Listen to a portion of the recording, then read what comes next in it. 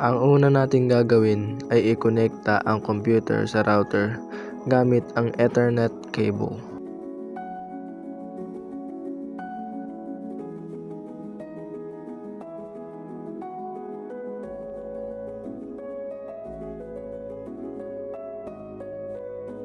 At ganun din sa kabila.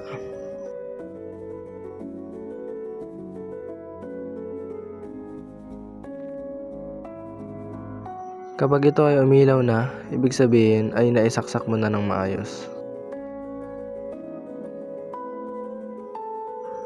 Unahin natin dito sa Windows Server.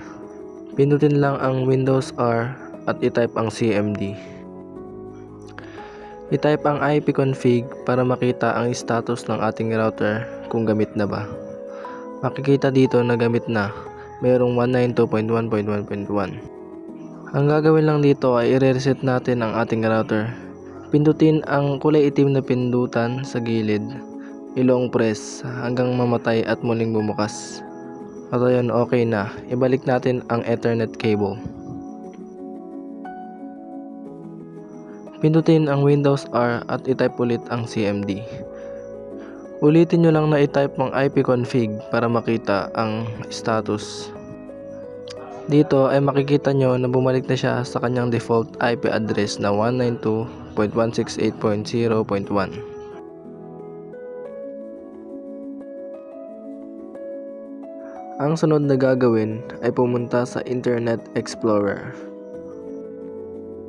I-type nyo lang ang 192.168.0.1. Ayan ang default IP address ng ating router. Dito ay naglagay ako ng password. Pero nasa sa inyo na yan kung anong ilalagay nyo, kung anong trip nyo.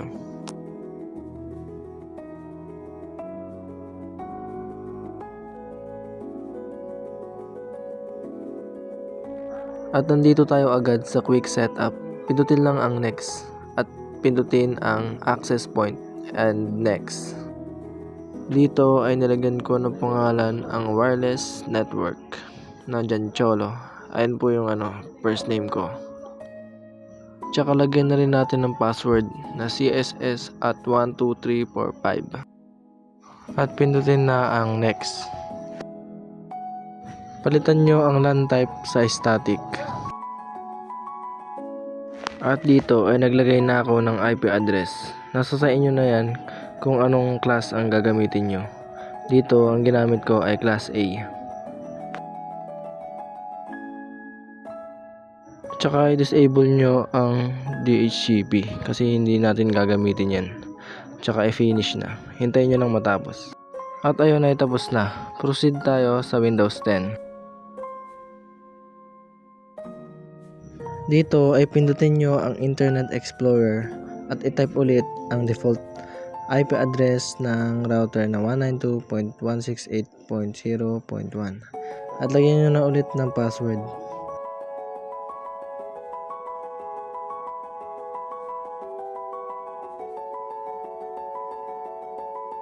Bale dito ay hindi na tayo mag-quick setup at pipindutin natin ang operation mode. Pindutin ang wireless router at ito ay i-save at pindutin ang OK. Pumunta kayo sa network at pindutin ang LAN. Ito yung IP address ng router natin kaya nilagyan ko ng 1.1.1.3 at gumamit ulit ako ng class A.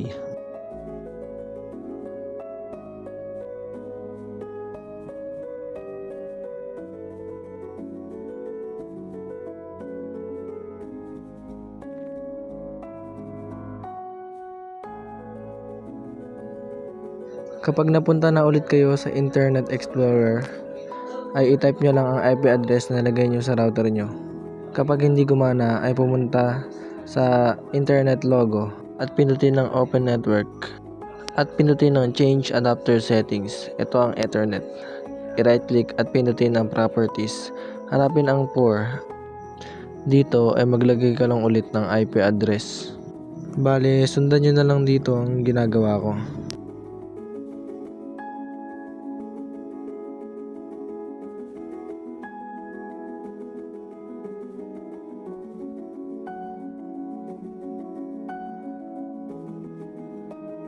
Tsaka itry nyo ulit ilagay ang IP address na nilagay nyo sa inyong router.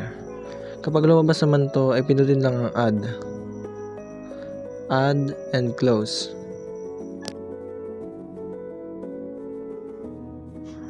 At itype nyo ang inyong mga password at i-login.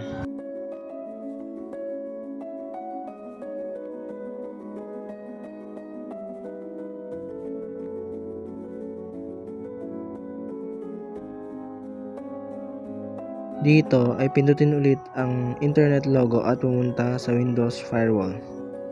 At pumunta sa Advanced Settings. Maglalagay tayo dito ng inbound rules. Pindutin ng new rules, next at i-all program, next at ayun na. At huwag nyo kakalimutan lagyan ng name.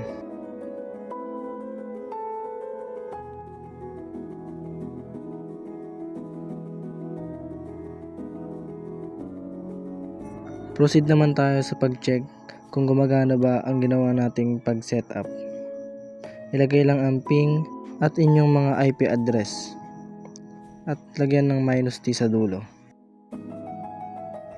Dito ay malalaman nyong gumagana na kapag nakita nyo ang reply from at ito ay tuloy-tuloy. Ulitin nyo lang kagaya dun sa nauna. Panoorin nyo na lang itong ginagawa ko.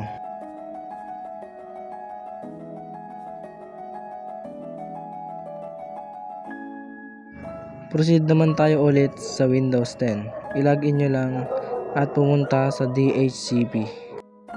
At dahil naka-router ang ating operation mode, dito na din tayo maglalagay ng IP address ng ating computer. Sundan nyo lang itong ginagawa ko.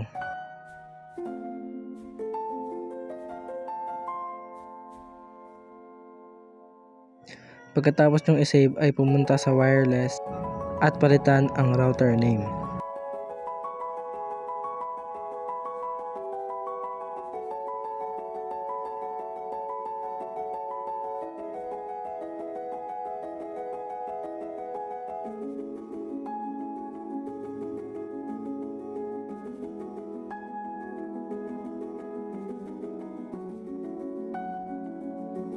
At ayun, tapos na rin tayo sa Windows 10. Ulitin nyo lang ang ginawa natin sa Windows Server. Pindutin ang Windows R at itype ang CMD. At ilagay nyo na ang ping, IP address at -t.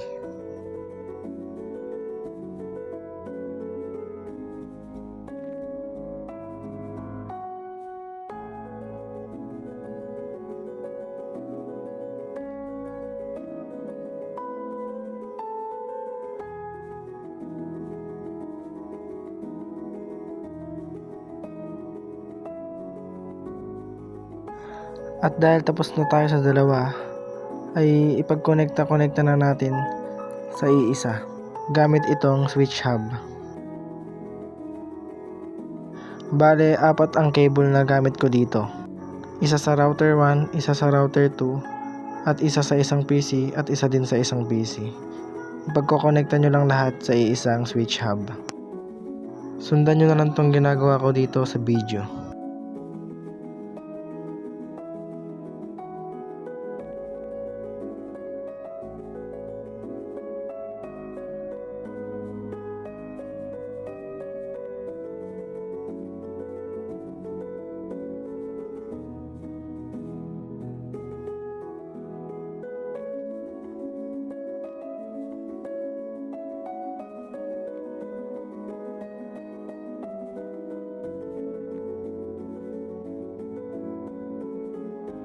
Bale, pagsamasamahin nyo lang ang IP address ng kabilang computer at router sa iisa.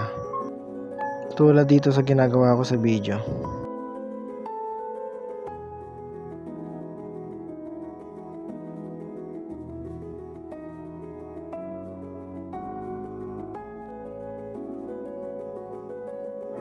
I-right click sa ibaba at pindutin ang show side by side para makita nyo lahat. Ganon din dito sa Windows Server. Kung anong ginawa nyo sa Windows 10 ay gawin nyo lang din dito sa Windows Server.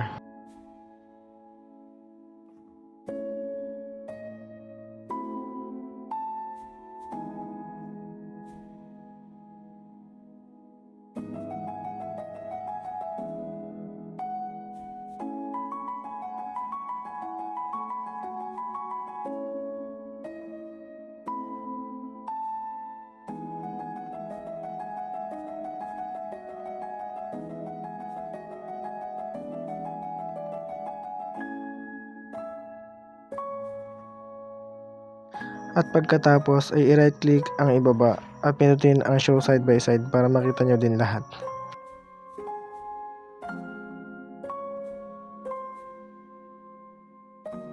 At doon na nga nagtatapos ang ating video. Don't forget to like, share, and subscribe. Peace out.